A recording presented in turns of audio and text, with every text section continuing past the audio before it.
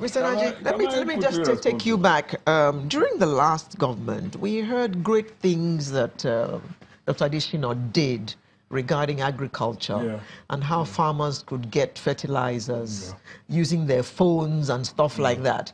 You're not talking about all that. That's advancement, isn't it?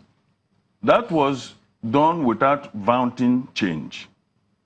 You understand? Has it been sustained? You see, we believe so because it was good.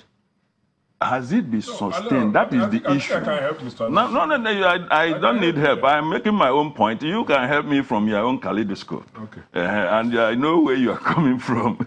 I am just talking as an ordinary Nigerian. I don't think you are an ordinary Nigerian. I'm not talking. No. You are taken from the chilled pot of APC. So I would not say you are taking from the chilled pot of PDP. I don't belong to any political party. I would assume and you are. The PDP okay, you know what? I would assume you are talking objectively, and I will plead with you to also consider that to so me. The point I'm making in general is that while effort is being made by this government in all the fronts that it has defined for itself, it does not seem to me that it is meeting the people on their own plane. That is why I use the word, you cannot be scratching me where it does not touch. Okay. Now, Sorry, yes, let's go to Aniakan. Let me just put to you that question that Yomi asked.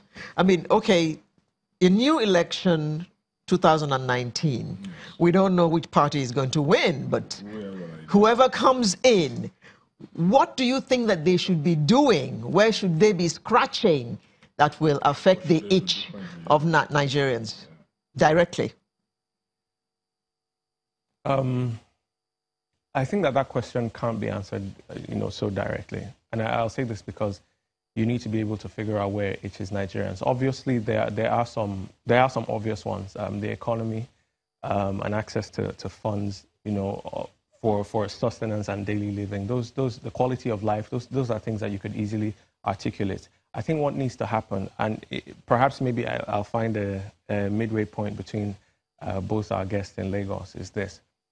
On one hand, there are great policies that have been put in place by, frankly speaking, several governments. If you look at each government in the past, you will see very beautiful, progressive-minded policies that have been put in place, whether it's agriculture or something else. So I think we need to look at what works and take it. The problem, however, is perhaps what we're seeing now, which is that there is some sort of a factional alignment, and then people don't want to be able to adopt whatever is useful for the future because they think it perhaps gives credibility or credit to what they consider the opposing party or the opposing faction.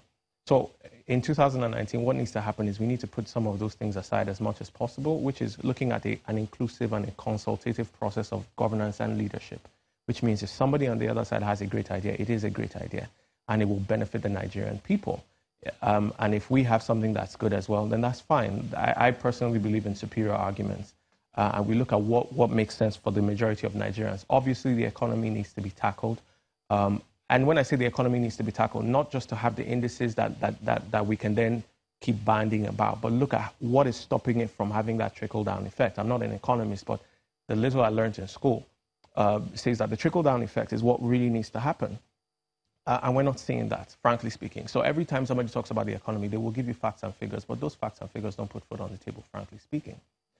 So that is what needs to happen as it pertains to the economy. Security is an important thing. The minute people do not feel like their lives mean something to you, enough for you to take action when there's a threat to it, then you have a big problem because then people feel that they need to defend themselves. And I don't think in 2018 or 2019 that should be what the people want to do, which is to have to find ways to defend themselves in that way because it totally throws out the rule of law. So security is a big thing, and it doesn't matter where the insecurity springs up or why it does. What matters is that you, the government, who the people's trust has been domiciled in, needs to act decisively, swiftly, and be flexible to change. Rather curiously, when you talk about change, it means departing from what is considered the norm, which means if you put a policy together or if you've put a team together to tackle, say, insecurity, and you're not quite getting the feedback that you need or the results that you need, the calculated outcomes, You need to change something. You need to rejig something. It's not enough to then stick with them, perhaps because of issues of maybe loyalty or whatever. You need to do what works. If you try one key and put it in a door and it's not locking the door, you don't keep saying, "Come on, this door needs to unlock. I believe in you." No, it's to say, is there another key we can try to get this door open? Because what is important is getting the door open, and for Nigerians to be able to walk into a future that we have all agreed is in our best interest. It doesn't matter who the government is. What the government does is to keep trying those keys and seeing what works. It doesn't matter where the key comes from if the door opens.